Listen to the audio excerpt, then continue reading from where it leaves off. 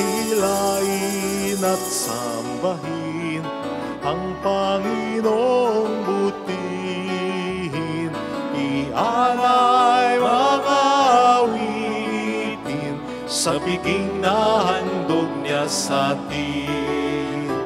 Inialay mga awitin sa piging na handog niya sa atin. Sa ngalan ng Ama at ng Anak at ng Espiritu Santo. Amen. Sumainyo ang Panginoon. At sumaiyo rin. Ialin natin ang misang ito bilang pasalamat sa Diyos sa lahat ng kaniyang abot-abot at nag-uumapaw na mga biyaya. Samantala, ipagdasal natin ang kapayapaan sa Middle East. Ipagdasal natin ang mga kababayan natin na nagtatrabaho sa ibang bayan para sa kanilang pamilya at para na rin sa ating bayan. Upang tayo maging marapat sa misang ito, halina't magsisimula sa ating mga kasalanan. Tayo pong lahat, inaamin ko sa makapangyarihang Diyos at sa inyo mga kapatid, na lubha akong nagkasala sa isip, sa salita at sa gawa, at sa aking pagkukulang.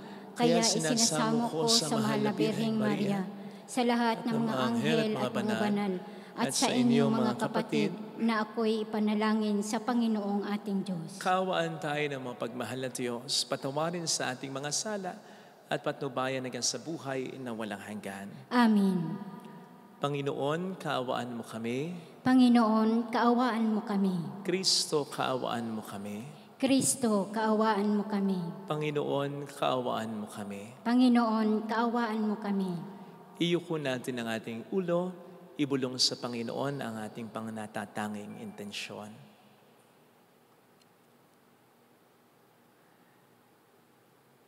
Manalangin tayo. Ama naming makapangyarihan, ang iyong nawang kagandahang loob ay manguna at sumubaybay sa aming pamumuhay ngayon at araw-araw upang kami itaguyod sa paninindigang gumawa ng kabutihan sa pamamagitan ni Jesucristo na sa mga Espiritu Santo magpasa walang hanggan. Amen. Magsiupo ang lahat. Ang salita ng Diyos mula sa sulat ni Apostol San Pablo sa mga taga-Roma. Mga kapatid, ngayon nahayag na ang papawalang sala ng Diyos sa mga tao. Ito'y hindi sa pamamagitan ng batas, bagamat ito'y pinatotohanan ng kautusan at ng mga propeta. Pinawawalan sala ng Diyos ang lahat ng nananalig kay Jesucristo sa pamamagitan ng kanilang pananalig sa Kanya, maging Hudyo at maging Hentil. Sapagkat ang lahat ay nagkasala at walang sinumang karapat-dapat sa paningin ng Diyos. Gayunman, dahil sa Kanyang kagandahang loob, ay pinawalang sala sila sa pamamagitan ni Kristo Jesus na nagpalaya sa kanila. Siya ang tinakda ng Diyos na maging handog upang sa pagbububo ng kanyang dugo ay maipatawad ang kasalanan ng tao sa pamamagitan ng pananalig sa Kanya.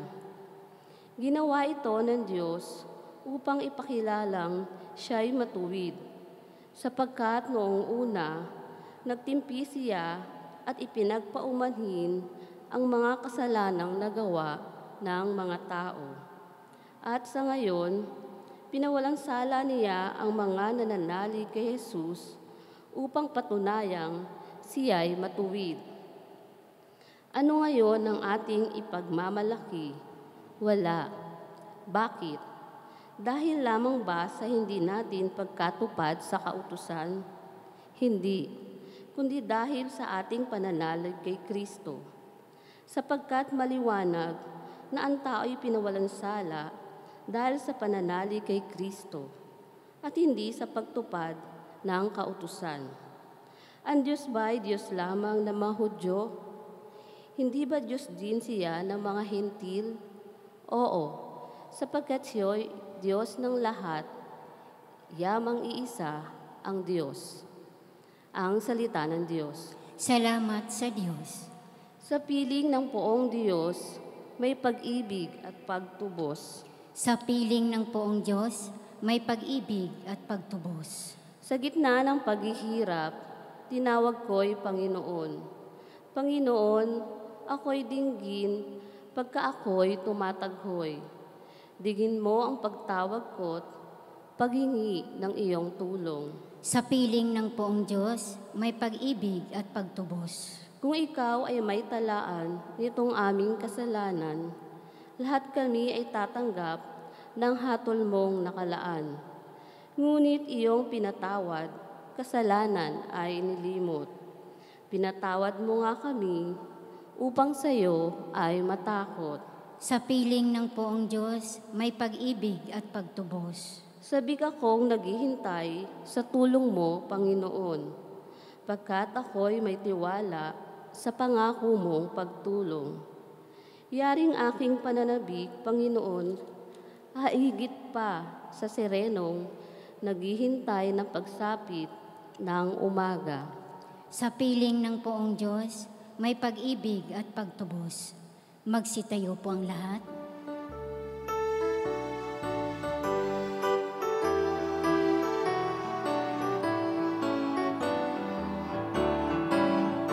Alleluia, alleluia, alleluia. Alleluia, alleluia, alleluia.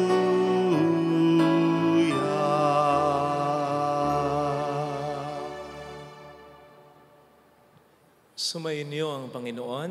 At sumaiyo rin. Ang mabuting balita ng Panginoon ayon kay San Lucas. Papuri sa iyo, Panginoon.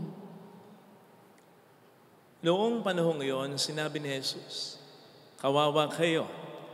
Ipinagtatayo ninyo ng magagarang libingan ang mga propetang pinagpapatay ng inyong mga magulang. Sa ganitong paraan, kayo na rin ang nagpapatunay na sang-ayon kayo sa mga ginawa ng inyong mga magulang. Sapagkat sila ang pumatay sa mga propeta at kayo naman ang nagtatayo ng libingang puntod ng mga iyon. Dahil dito'y sinabi rin ng karunungan ng Diyos, magsusugo ako sa kanila ng mga propeta at ng mga apostol. Ang iba'y papatayin nila at uusigin ng iba. Sa gayo'y lalagpak sa lahing ito ang parusa. Dahil sa pagpatay sa mga propeta, buhat ng itatag ang sanlibutan magmula kay Abel hanggang kay Zacarias na pinatay sa pagitan ng dambanang sunugan ng mga handog at ng mga gusali ng templo. Sinasabi ko sa inyo, lalagpak sa lahing ito ang parusa dahil sa kanilang ginawa. Kawawa kayo, mga dalubhasa sa kautusan, sapagkat inalis na ninyo ang susi ng karunungan. Ayaw na ninyong magsipasok, hinahadlangan pa ninyo ang mga nagnanais pumasok." At umalis si Jesus sa bahay na iyon. Mula noon, tinulog na siya ng mga eskriba at ng mga Pariseo at pinagtatanong tungkol sa maraming bagay upang masilo siya sa kanyang pananalita. Mga kapatid, ang mabuting balita ng Panginoon. Pinupuri ka namin, Panginoong Hesukristo. Are we a blessing or a burden? Tayo po ba ay pagpapala o pabigat sa ating kapwa? Nagpapangiti o nagpapalungkot sa kanila? Bumubuo o sumisira? Hindi lamang ng araw, kundi pati na ng buhay nila. You see, maraming mga bagay sa ating buhay ang po pwedeng maging mabuti or masama.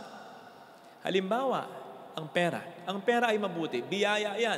Lalong-lalo na kung sa mabuting paraan, nakamtan. At dahil sa pera, nakagagawa pa tayo ng mas marami pang kabutihan. Mas nakatutulong ka, mas nakapag-donate ka, mas nakagagawa ka ng mabuti sa iba. On the other hand, ang pera ay pwede rin namang panggalingan ng mga masamang gawain o bagay. Gayun din ang pagtatalik or sex. Ito ay mabuti sa pagitan ng mga kasal na, sa pamamagitan ng pag-iisang dibdib, sa pagitan ng mag-asawa. Pero ito ay nagiging masama kapag ang involved dito ay hindi pa kasal, hindi pa talaga mag-asawa. Sa mata ng Diyos, at ng tao. Gayon din ang pagkain. Ang pagkain ay mabuti, lalo na sa kalusugan. Pero masama rin kapag sobra na o masama kung ang isang uri ng pagkain ay pinagbabawal sa isang may sakit na. You see, maraming mga bagay ang pwedeng maging mabuti o masama. Actually, ganun ang nangyari noon pa mang una. O hindi nga ba't sinong mag-aakala ng napakabuting regalo ng Diyos sa ating mga tao, ang ating kalayaan, ang siyang gagamitin ng demonyo upang tayo ay makagawa ng kasalanan. Kaya beware ha, ano bang bagay na mabuti, kahit na tayo mabuti, ay po pwedeng maging channel ng kasamaan, pwedeng gamitin ng Diablo. Sinabi ko po yan sapagkat ito ang isa sa makikita natin ngayon sa ating ebanghelyong napakinggan. Ang mga Pariseo, ang mga eskriba, silang unang-unang dapat na maging mabuti. Lalo pat, halimbawa na lang ang pangalan ng mga Pariseo. Yung Pariseo, ibig sabihin ng mga inihiwalay mula sa karamihan sapagkat itinuturing na namumuhay dapat nga sa kabanalan. Sila kasi yung mga maalam sa banal na kasulatan at sa kautusan na para sa mga Hudyo ay daan tungo sa kabanalan and therefore sa kaligtasan. Pero silang dapat na unang mabuti, ang siya pang unang nagiging mali. Ang siya pang unang nagiging masama. Silang unang dapat na maging dahilan ng pagbabago ng kanilang kapwa, ang siya pang nagbubulit sa kanila sa impyerno. Silang dapat na nangunguna sa kanilang kapwa papunta sa kalangitan, ang naghahadlang sa kanilang kapwa na mapunta sa kalangitan. Kaya dito sa ating ebanghelyong napakinggan, ramdam natin ang pagkadismaya ng ating Panginoong Jesucristo. Na sana'y, huwag na nating dagdagan. Ang isa sa pinakasinasabi ng Panginoon sa atin sa pamamagitan ng ating gospel reading ay, we avoid the mistake of the Pharisees and the scribes. We avoid being a burden. Let us strive to be a blessing. Kaya nga natuwa ako nung makita ko yung conversation ng mag-asawang mga kababayan ko sa San Juan, San Miguel, Bulacan. Sina Kevin at Chovy. Si Kevin ay isang company driver sa Maynila. Birthday niya. Buntis si Chovy na kanyang asawa. Now, dahil birthday naman ni Kevin, sinabihan ng kanyang misis na huwag nang pumasok. Mamahinga na lang. Sa bahay na lang. Pero pumasok pa rin ito sa trabaho. Siyempre para sa pamilya. Araw ng birthday, marami ang tumatawag. Napag-alaman ni Chovy na marami ang tumatawag at nagtatanong kung meron nga bang birthday celebration si Kevin. So naawa naman siya sa kanyang mister na piniling wag munang maghanda para sa magiging anak nila. Tinanong niya at ito ang conversation nila. Paalam po ako sa kanila na ipakita. So sabi ni Chovy kay Kevin, di ka ba nalulungkit? Ay, nagkamali. Nalulungkot, ha ha ha. Wala ka handa, parang hindi mo birthday, ha ha ha. Sumagot ang mister niya, hindi. Bakit naman malulungkot? Okay lang yon, may panghanda naman tayo. Kaso, mas dapat unahin yung iba gastusin. Simba na lang tayo mamaya, okay na yon. Yung panghanda ko, kay baby ko na lang ilalaan. Sana all. Kaya nga si Chovy, pinili niyang i-post ito. Imbis na yung picture ng mister niya, pinili niyang i-post yung pag-uusap nila ng mister niya. Kasi sabi niya, Father, naiyak ako sa mindset ng asawa ko. Nagkausap kami kasi tinanong ko yung detalye. At mararamdaman mo ka talaga kay Chovy yung pagka-proud sa mister niya. And that's being a blessing and not a person. Hindi tulad ng iba dyan. Nakaw! Pipilitin mo pang magtrabaho para sa pamilya. Batugan. Iniisip lamang ang sarili nila. Yung iba naman, kakasweldo pa lang. Inom na. Toma na. Kaya, ang binibigay na sweldo sa misis, wala na o kulang na. Ang misis ay sasaktan pa, mumurahin pa. On the other hand, may mga misis naman na hindi pa nakapag-i-entrega ng sweldo ang mister, ay may utang na, umutang na ng mga bagay na sana'y kailangan, pero kung minsan ay pangluho lamang. Hindi para sa mga anak at hindi para sa pamilya nilalaan. Nandiyan siyempre ang mga anak na napaka-materialistic. Hindi maging praktikal sa hirap ng buhay. Guguyoin ng magulang na kinakailangan yung gadget na ito. Gayong po pwedeng mas simple lang. Gusto pa yung gadget na talaga namang ay mahal. At syempre, nandiyan na mga kapatid na feeling mo nakasudlong pa rin yung pusod sa pusod mo. Kasi nga, kapatid kayo, pero kaya nga kapatid eh. Patid na. Bagamat magkadugo kayo, may sariling buhay din naman kayo. Mga kapatid na sanay na umaasa sa iyo. Sana'y nakatutulong din naman kung minsan, pero hindi eh. Puro asa na lang, puro hingi na lang. Gayong may sariling buhay ka rin naman. Napakahirap ng mga taong ganito, na imbes na maging pagpapala ay nagiging pabigat sa kapwa. Buti pa nga po, minsan yung mga may sakit o yung may mga nararamdamang mali sa katawan nila. Halimbawa, yung kinakabahan, nalulungkot kasi nadidepress na. O sige nga, sila itong kahit may nararamdaman na at kinakailangan na ng tulong talaga, malalaman mo ang sakit malalaan na. Ang depression malalaan na. Yung mga nagpapakamatay pa. Bakit? Ano yung katwiran lagi? Ayaw nilang makabigat sa kanilang pamilya. Na alam nila, kita nilang may mga problema na rin na pinagdaraanan. Idadagdag pa ba nila yun? Hindi ko sinasabing tama ito, ha? Kung kinakailangan po natin ng tulong, humingi tayo ng tulong. Ang sinasabi ko ay, kung minsan buti pa yung mga taong ganyan. Kesa naman yung mga taong malalakas ang katawan, buo naman, okay naman, at kitang-kita na ang kanilang asawa, ang kanilang anak, ang kanilang magulang, ang kanilang kapatid ay nahihirapan. Pero imbes na tulungan, dinadagdagan pa ang pinagdaraanan ng mga ito. Imbes na maging parte ng solusyon, nagbibigay pa ng konsumisyon. Imbes na makagaan, nakabibigat pa. Kasi pinipili nila na maging burden at hindi blessing sa kanilang pamilya.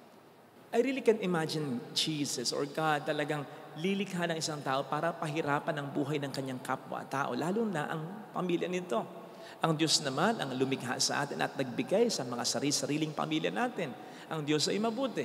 Kaya ang intensyon niya kung bakit tayo inilagay sa ating family ay mabuti. Supposed to be, tayo dapat ay blessing. Yun nga lang, it's an entirely different story when we choose to become a burden. Walang taong nilikha ang Diyos na pasaway. Gusto ng tao, ginugusto niya na maging pasaway. Ang mga hayop nga, tuturuan kahit papaano ng kabutihang asal. Ang tao pa ba na nilikha ng Diyos na mabuti? Liban na lamang kung ayaw niya na talagang magpakabuti, thereby choosing to become a burden and not a blessing. Sa totoo lang, okay na lang din yung hindi na maging blessing eh. Basta, wag na lang maging burden. Kasi yung hindi na maging blessing, masama na yun eh. Dahil meron kang talento, meron kang means, at meron kang magagawa na hindi mo ginagawa para makatulong sa iyong kapwa. Ngayon, kung talagang ganon, hindi maging blessing, wag na lang gumawa ng masama. Kasi yun ay mas masama. Hindi ka na nga nakagawa ng mabuti. Gumawa ka pa ng masama. O hindi ba, parang sobra naman yata yun. Parang sa eleksyon. Hindi ka boboto sa kandidato na inaasahan kang boboto sa kanya. Yung hindi ka na boboto para sa kanya ay masakit na. Mas magiging masakit para sa kanya kung boboto ka pa sa kalaban niya o kung yung kalaban niya ay ikakampanya mo pa. Dobling sampal yun para sa kanya na may kasamang tadyak pa. Huwag nating gagawin yon sa Diyos at sa kapwa natin, lalo na sa mga taong mahalaga sa atin. Masakit na po para sa Diyos at maging sa kapwa natin, lalong-lalo na sa pamilya natin, ang hindi tayo maging blessing. Kasi hindi nila yun inaasahan eh. Hindi inaasahan ng Diyos na hindi ka magiging blessing. Bakit ka pa niya lilikhain? Diba? At hindi rin inaasahan ng asawa mo na hindi ka magiging blessing.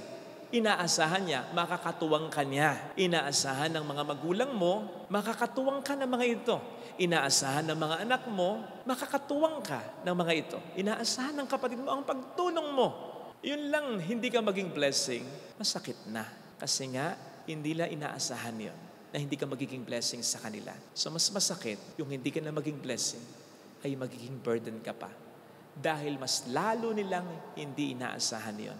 Na yung inaasahan nila, nakasama nila sa pagharap sa problema, ang siya pang magbibigay ng problema sa kanila. Kaya sana itong ating ipagdasal ha, hindi lamang po ito masakit para sa Diyos at sa ating kapwa. Ito rin ay mas nakadaragdag ng paghihirap ng Diyos at paghihirap ng ating kapwa. Kaya sana po ay panindigan po natin ang dakilang layunin ng Panginoon ng pagkalikha sa atin. Tayo po ay blessing, hindi burden. Huwag po nating hayaan ang demonyo na yan ay baligtarin. Sapagkat hindi lamang pong matinding kasalanan yan, masakit pa yan sa Diyos at sa ating kapwa na ine-expect tayo na maging biyaya. Ito sana ang hilingin nating biyaya sa ating banal na pagdiriwang. Amen. Ilagay natin ang ating kanang kamay sa tapat ng ating puso.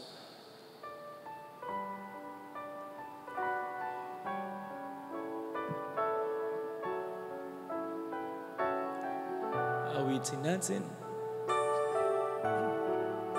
Alam kong may magagawa ang Diyos.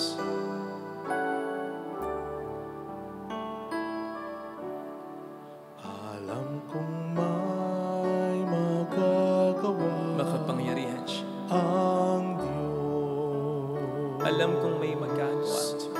Alam kong may magagawa Walang imposible sa Kanya. ang Diyos. Kung ako'y magtatapat, Kung ako'y magtatapat sa Kanya'y maglilingkod. Sa Kanya'y maglilingkod. Alam kong may magagawa ang Diyos. Alam kong may magagawa ang Diyos. Alam kong di ringgin ng Diyos ang samo. Alam kong Sapagkat mahal niya. diringgin ng Diyos ang samo ko. Alam kong di ringgin ng Diyos ang samo. Alam kong diringgin ng Sapagkat Diyos anak niya. ang samo ko. Kung ako'y magtatapat, Kung ako'y magtatapat sa Kanya'y maglilingkod. Sa Kanya'y maglilingkod. Alam kong di ringgin ng Diyos ang samo. Diringgin ng Bigyan natin Diyos ang ating mga ang mata. samo ko. Panginoon, kami tulungan mo na maging biyaya at hindi pabigat sa aming kapwa. Tulungan mong matupad namin ang iyong pangarap para sa amin, and that is for us to become a blessing and not a burden for anyone. Tulungan mo rin po kami, Panginoon, sa aming mga pinagdaraanan, lalo pat hindi kami makakita ng suporta sa aming mga inaasahan. Inaasahan namin tutulong at magiging katuwang namin pagkus ay nagbibigay pa ng problema sa amin. Kaya mas mabigat, mas masakit, Panginoon. Tulungan mo kami, lalo pat sinabi mo rin naman na lumapit kami sa iyo ng mga nabibigatan. Hallelujah! At kami ay iyong bibigyan ng pahinga. Hallelujah! At kami iyong tutulungan. Siya ay muling babalik sa atin. Hindi niya tayo iiwan. Hindi niya tayo pamamayaan. Pagmamahal natin. Babalik sa atin. Hallelujah! Hallelujah. Hallelujah! Sa takdang panahon ay babalik ang Panginoon upang tayo ay tapat siya sa kaniyang mga pangako sa iyo. Sabihin mo sa sarili mo, mayroong magandang mangyayari sa iyo. Higit pa sa inaasahan. Tutulungan ka ng Diyos basta iyalay mo ang buhay mo upang maging biyaya sa kapwa kung lalapit ka kay Jesus. Tutulungan ka niya. Bibigyan ka na ng lakas sa katawan at sa iyong kalooban upang ang tungkulin at ang misyon mo sa buhay ay iyong magampanan kung lalapit kay Jesus. Hindi niya papabayaan ang pinagdaraanan ng kanyang biyaya. Papuri sa Ama at sa Anak sa Espiritu Santo. Kapara ng sanang una, ngayon magpakailanman, magpasawalang hanggang amin. Pag-aalay,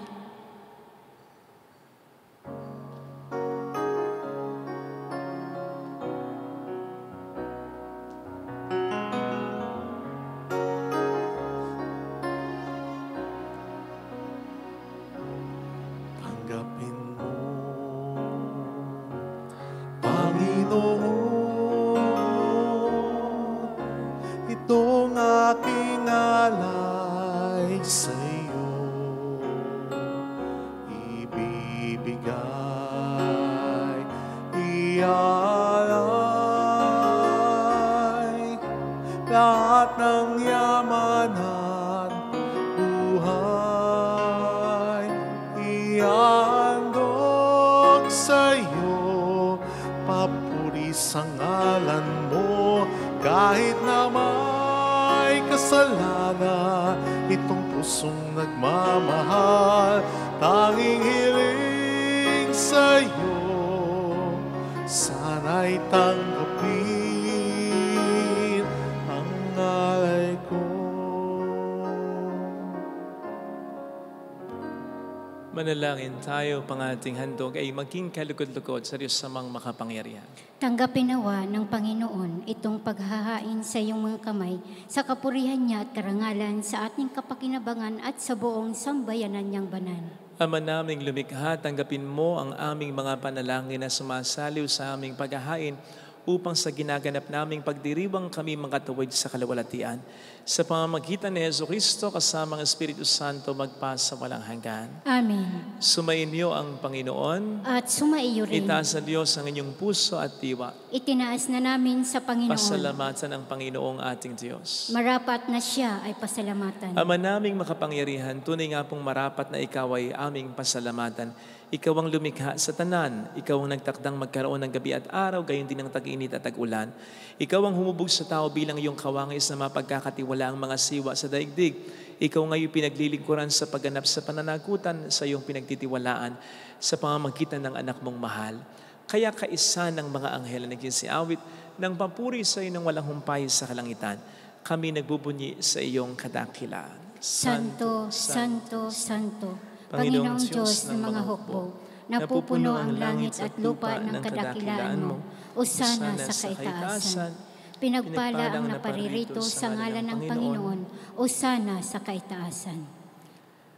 Ama naming banal, ikaw po ang bukal ng tanang kabanalan, kaya sa pamamagitan ng iyong Espiritu, gawin mo pong banal ang mga kaloob na ito upang para sa amin ay maging katawan at dugo ng iyong anak na aming Panginoong Hesukristo.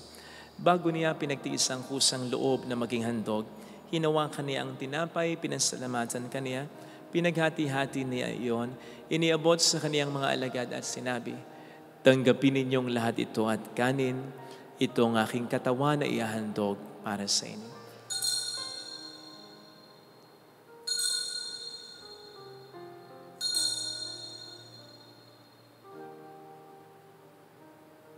Gayun din naman nang matapos ang hapunan, hinawakan niya ang kalis. Uli kaniyang pinasalamatan.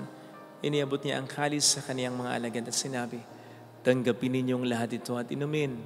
Ito ang kalis ng aking dugo ng bago at walang hanggang tipan. Ang aking dugo na ibubuhos para sa inyo at para sa lahat. Sa ikapagpatawad ng mga kasalanan, gawin niyo ito sa pag-alala sa akin.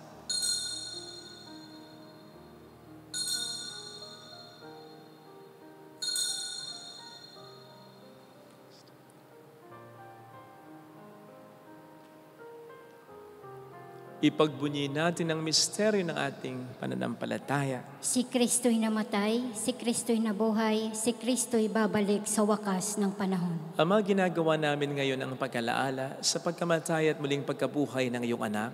Kaya nialay namin sa iyong tinapay ng buhay at ang kalis ng kaligtasan. Kami nagpapasalamat dahil kami iyong minarapat na tumayo sa harap mo para maglingkod sa iyo.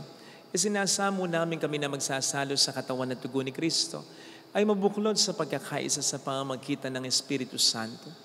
Ama, lingapin mo ang iyong simbahang laganap sa buong daigdig. Puspusin mo kami sa pag-ibig. Kaisa ni Francisco na aming Papa, ni Janis na aming Obispo at ng Tanang Kaparian. Alalahanin mo mga kapatid naming nahimlay nang may pag-asang sila'y muling mabubuhay, lalo ng aming mga kamag-anak na namatay na. Kaawaan mo sila at patuloyin sa iyong kaliwanagan. Kaawaan mo at pagkingtapatin kaming lahat na makasalo sa iyong buhay na walang wakas. Kaisa ang mahal na birhen ng Lasalet, ang ina ng Diyos. Isanusay ang kabiyak ng kanyang puso lahat ng mga banal na namuhay dito sa daigdig ng kalugod-lugod sa iyo. may pagdiwang naman namin ang pagpupuri sa ikararangal mo sa pamamagitan ng iyong anak at sa aming Panginoong Hesukristo. Sa pamamagitan ni Kristo kasama niya at sa Kanya, ang lahat ng parangal, papuri ay sa iyo, Diyos amang makapangyarihan, kasama ng Espiritu Santo magpa sa walang hanggan. Amen. Tumawag tayo sa ating Ama.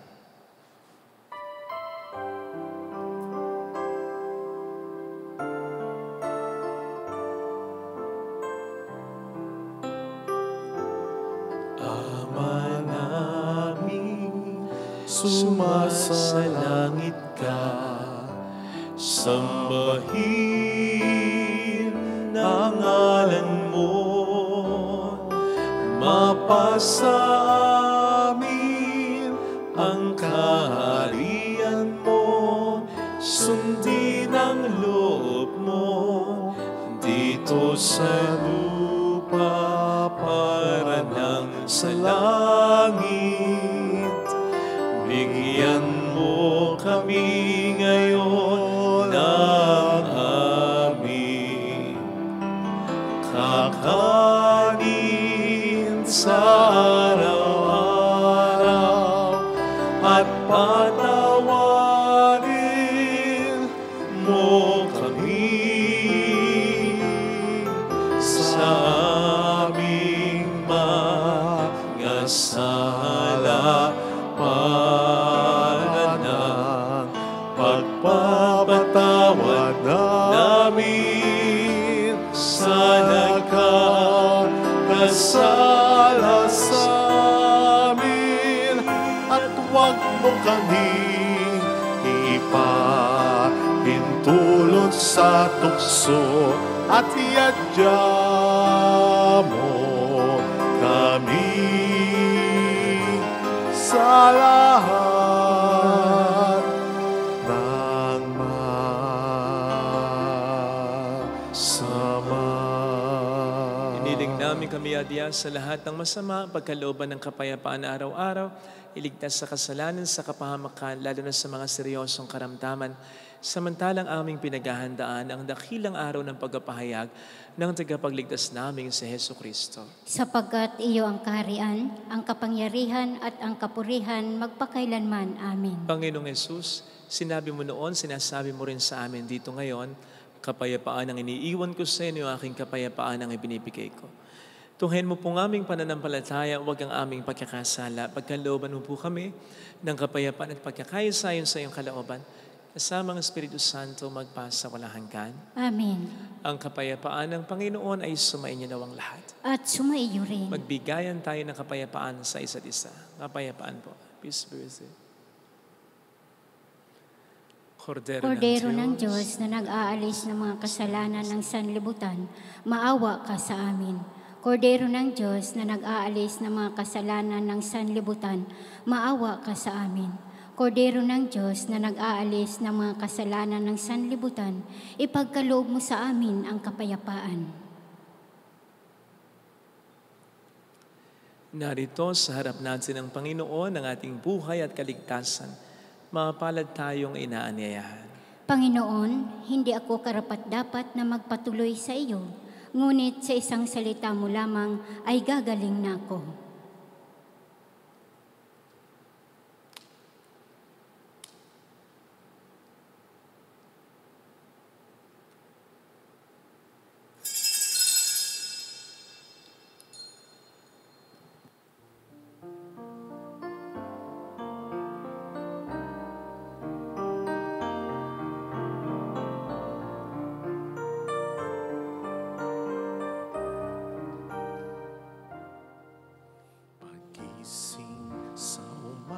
Panalangin para sa espiritual na pakikinabang.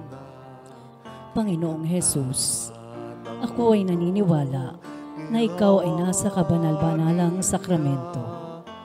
Iniibig kita ng higit sa lahat at ninanasa kong tanggapin ka sa aking kaluluwa. Sapagkat sa mga sandaling ito, hindi kita matatanggap sa sakramento. Tumuloy ka sa espiritu sa aking puso. Niyayakap kita na para bang naririto ka na. Inaalay ko ng buong buo ang aking sarili sa iyo. Huwag mong hayaang mawalay ako sa iyo. Amen. Di kaya ang nadarama, bagong pag-asa ang nakikita.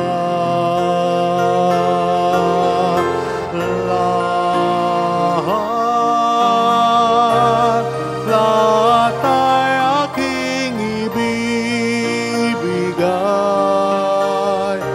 ibibigay pati aking buhay upang purihin siya.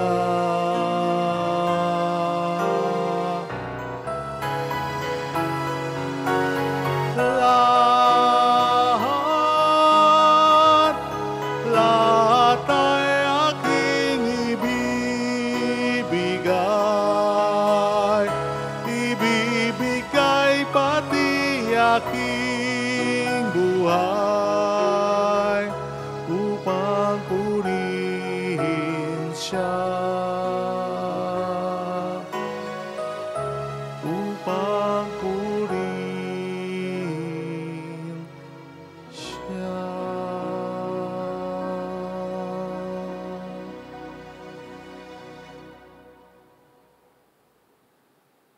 Manalangin tayo. Ama naming mapagmahal, ngayong kami iyong pinapakinabang sa katawat dugong banal, iniling namin sa dakila mong kabutihan sa tanan na kami gawin mong kasalo sa iyong buhay sa pamamagitan ni Jesucristo, kasama ng Espiritu Santo magpasa walang hanggan. Amen. Holy God, Holy Mighty One, Holy Immortal One. Have mercy on us and on the whole world. Holy God, Holy Mighty One, Holy Immortal One. Have mercy on us and on the whole world. Holy God, Holy Mighty One, Holy Immortal One. Have mercy on us and on the whole world. Jesus, King of Mercy, We trust in you. alalahanin, Lalahanin, o mahal na Birhen ng Lasalet, ina ng pag-asa, ikaw ang nagpapaalala sa aming magbalik loob sa Ama. Ito ang nagpapatunay na ang kagandahang loob mo'y nanatiling busilak sa pag-aaruga mo sa amin. Tungkulin mo'y tinupad. Sa paanan ni Kristo'y itinuring mong kaming mga tunay mong anak, kaya ninanais mong ni isa'y huwag mapahamak. Maging sa iyong walang tigil na pananalangin, pati luhay pumatak. Huwag namang mawalan ng saysay ang iyong paghihirap. Hiling nawa namin sa iyo, o aming inang liyag, na matapos ang pakikibaka namin sa mundong ito at sa pananatili naming tapat kay Kristo, sa kapurihan mo'y makibahagi kaming ganap, upang kung nasaan ka ngayon ay maparoon din kaming lahat, at ang kaganapan ng kaluwalhatian ng Diyos Amay tuluyang matupad, siya nawa. mahal na Birhen ng Lasalet, tagapagkasundo ng mga makasalanan. Ipanalangin mong walang patid kaming mga dumudulog sa iyo. Maraming salamat po sa inyo, lalo na sa mga kapatid natin, kapwa Pilipino sa ibang bayan. Maraming pong salamat. Sumainyo ang Panginoon. At sumaiyo rin. Pagpalain kayo kasama ng ating pamilya na mapagmahal at Diyos, ng Ama at ng Anak ng Espiritu Santo. Amen. Umayo tayo sa kapayapaan ni Kristo. Salamat sa Diyos.